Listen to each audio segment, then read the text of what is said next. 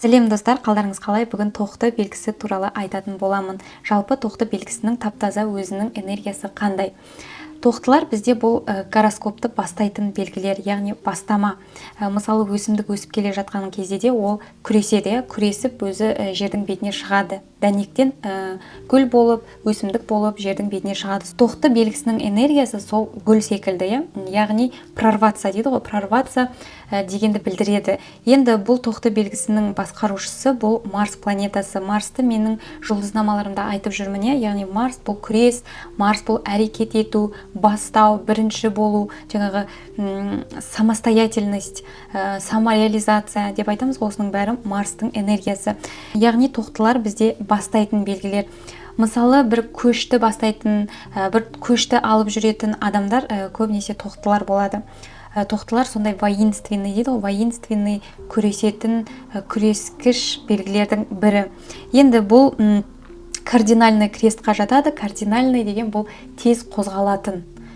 Тез жасайды. Мысалы, торпақтар бізде фиксированный крестқа жатады. Олардың қозғалуы өте қиын. Олар бір орыннан қозғалу үшін енді мүмкін емес деп айтсақ та болады, былайша өте қиын оларды орнынан көтеру. Ал кардинальный дегеніміз тоқтылар, ол бірден кетеді, бірден жасайды. Бір нәрсе идея түсті ма болды, соны жасайды.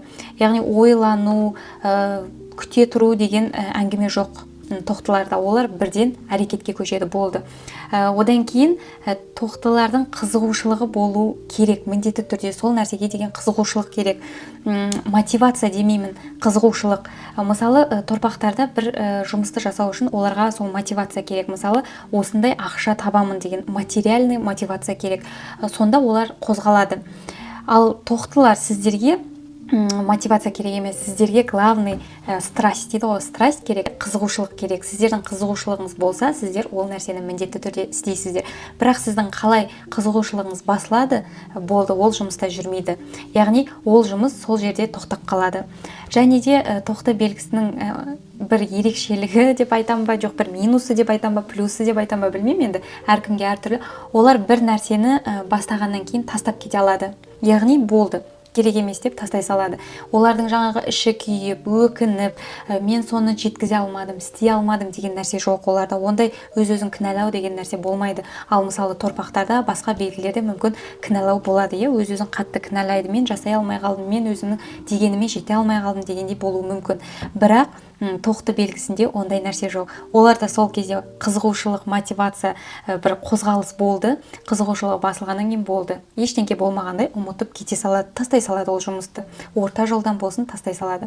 Сол үшін тоқты белгісі бір нәрсені таңдаған кезде міндетті түрде қызығушылығы бар нәрсені таңдау керек. Егер оның қызығушылығы болмаса, ол нәрсе жарты жолда тоқтап қалады деген сөз. Одан кейін тоқты белгісі бізде өте импульсивный белгілердің бірі. Олар өте шешуші, решительный. Бір нәрсені шешті ма, болды. Оны сіз жолынан қайтара алмайсыз. Өте қыңыр болады, қырсық болады. Қыңыр демеймін, қырсық болады. Олар бір нәрсені жасайым деді ма, жасайды. Өйткені қызығушылығы оларды итермелеп тұрды. Яғни сіздер олардың қызығушылығын баса алмайсыздар. Ең бір ерекшелігі тоқты белгісіне басқа адамдар жоқ, бұл болмайды, бұл қызық емес десе, олар тыңдамайды, ешкімді тыңдамайды. Олар өзінің миына қызық, маған осы нәрсе ұнайды, қызық деді ма, болды. Ешкімге мән бермейді, олар сол нәрсені жасайды. Сондықтан тоқтылар бір нәрсені ойға алса, оларды сіздер жолынан тайдыра алмайсыздар. Мысалы, кішкентай баланы байқасаңыздар, 3 жасқа келгенде өзім істеймін, барлығын өзім жасайым, аяқ киімімді өзім кием, немесе сымымды өзім кием деп жатады, кішкентай балалар. Сол периодпен салыстырсақ болады осы тоқты белгісін. Сол кездегідей адам өзім жасайым, бәрін өзім істеймін деген бір өзінің ішінде сондай энергиясы болады адамның. Яғни 3 жаста бала сондай өзінің бір өзімшілдігін көрсетеді ғой. Тоқты белгісі сондай өзімшіл белгілердің бірі деп айтсақ болады. Және де қарым-қатынасына келсек, тоқтылардың қарым-қатынаста өте страстный болады. Инициатор қарым-қатынаста, яғни бір нәрсені бастайтын, бір нәрсені қолға алатын тоқты белгісі болып келеді. Олар бір орында отырмайды. Егер сіздің екінші жартыңыз, сүйіктіңіз тоқты белгісі болса, және тоқты белгісі өте картасында выраженный болатын болса, олар бір орында отырмайды. Өте импульсивті, бір әрқашан бір жүгірісте жүреді да, бір нәрсе жасап жүреді, тез асығыс, сондай белгілерді. Сіздің екінші жартыңыз тоқты белгісі болса, барлығын жасайды ондай адам. Сіз енді білмеймін ғой қандай белгі екеніңізді, бірақ сіз сол тоқтыға мотивация, жаңа қызығушылық беріп отырсаңыз, соны күшейтіп отырсаңыз, өте керемет болады да. Тоқтылар сондай кезде оларға жаңағы қаржы жағы проблема емес. Олар қаржыны табады, былай да табады, егер мотивациясы болса, қызығушылығы болса. Сондықтан егер сіздің екінші жартыңыз, сүйіктіңіз тоқты белгісінде болса, және ол әлі өзін реализовать етпеген болса, өз-өзін жүзеге асырмаған болса, жаңағыдай материалдық жағдайда болсын, басқа эмоциональный жағдайда болсын, ол өзіне қызықты нәрсені іздеп жүр деген сөз. Егер тоқты белгісі өзіне қызықты нәрсені тапқан кезде, ол міндетті түрде қозғалатын болады. Енді сіздің задачаңыз бұл жерде сол тоқты белгісіне мотивация беріп отыр ғой. Яғни тоқты белгісі табады, сіз ұқсатасыз, сіз жаратасыз, немесе сіз соны бір керек нәрсеге айналдырасыз. Яғни тоқты белгісі табады, сіз жинайсыз, үй аласыз, немесе жинайсыз, машина аласыз деген сияқты. Тоқтымен бірге жүрсеңіз, сіз постоянно жаңағы бір жинау деген қабілетіңіз болу керек. Өйткені тоқты белгісі тапқанымен сол мезетте шашып жіберуі мүмкін. Яғни оларда бір критический мышление деген жоқ. Яғни олар ойлайды, мен әрқашан таба аламын, болды.